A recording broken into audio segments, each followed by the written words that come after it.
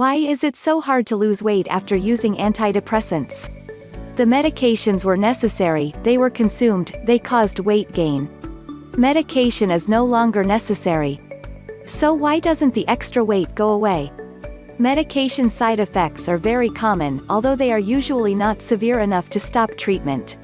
Anyone who has heard, perhaps unwittingly, the description of a drug's side effects in a television commercial is fully aware of the number of health problems that could arise while someone is taking that particular drug.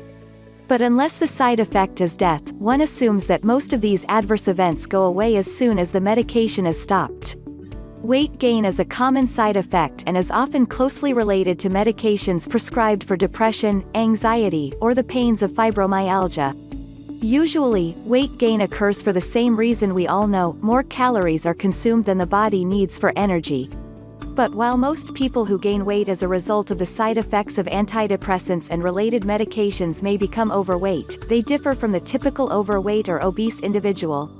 The latter often have problems with their weight because of a lifestyle marked by overeating, little physical activity, and, in many cases, using food as a means to relieve emotional problems. But people whose obesity is a result of a side effect of their medication may never have had a problem maintaining their weight prior to treatment. In their case, gaining weight is as shocking and disruptive to their body as hair loss is to a chemotherapy patient. They never went on a diet. Why would they? It has never been necessary before.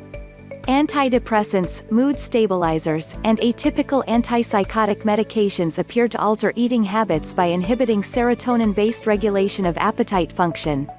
This causes a strong urge to eat even after the stomach is full of food. This urge is accompanied by carbohydrate cravings.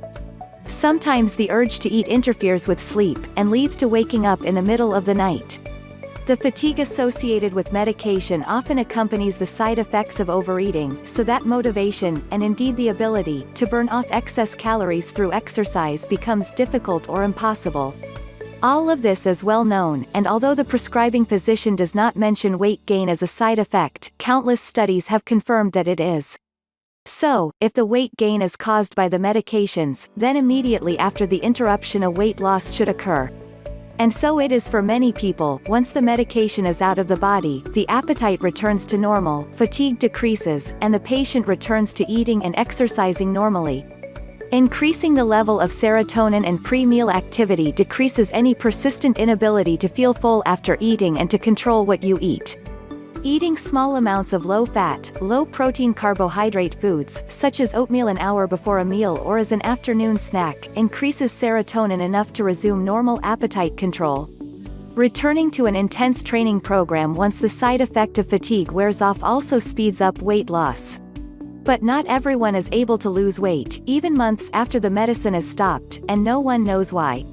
In the past, people in good physical condition were horrified to discover that the 7, 12, or 23 kilos gained from their medication stayed there like a family member who doesn't want to leave the guest room.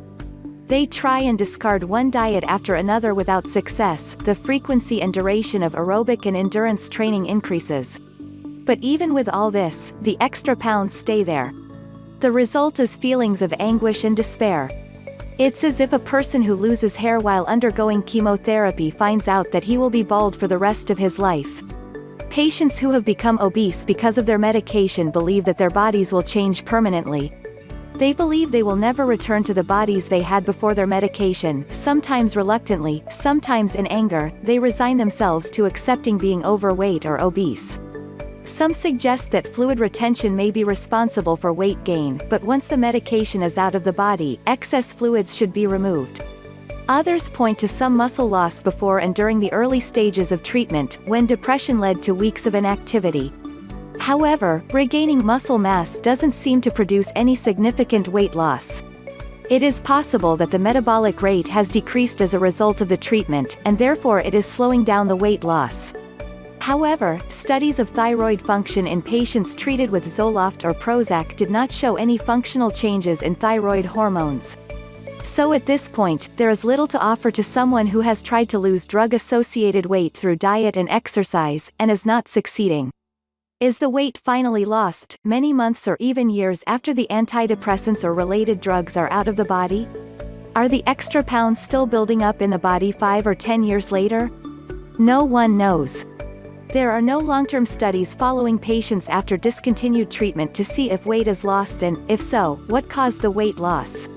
Interestingly, there are numerous studies that show that once a weight loss diet is completed, people's weight eventually returns to the heaviest pre-diet weight or set point. Perhaps it's time to see if people whose weight gain as a consequence of antidepressant treatment can also return to their own point of adjustment. Escucha, queridos amigos, comparte el video si te gustó en las redes sociales. Gracias por la atención. Hasta luego.